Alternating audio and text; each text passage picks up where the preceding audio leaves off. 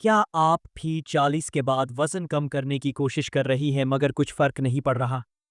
مسئلہ آپ نہیں بلکہ طریقہ ہے۔ 35 سے 40 کے بعد ہارمونز چربی جمع کرنے لگتے ہیں، میٹابولزم سست ہو جاتا ہے اور مسلز کم ہونا شروع ہو جاتے ہیں۔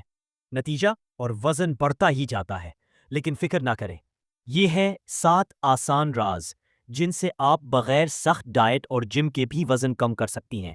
پانچواں، پروٹین بڑھائیں، انڈے، مچھلی، دالیں، چکن ضرور شامل کریں۔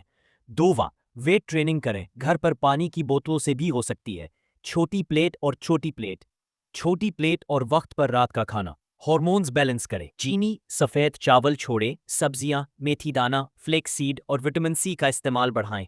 روزانہ 30 منٹ واک کریں یا گھر کے کام خود کریں۔ 6، خود کو وقت دیں، وزن دنوں میں نہیں مہینوں میں کم ہوتا ہے۔ 35 اور کوئی عمر ہی نہیں، بہر 60 سال کی خواتین بھی فٹ اور ایکٹیو ہیں۔ بس صحیح طریقہ اپنائیں، سٹریس کم کریں اور اپنی صحت کو ترجیح دیں۔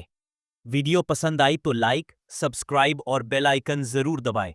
کمنٹس میں بتائیں آپ سب سے پہلے کون سا سٹیپ فالو کرنے والی ہیں۔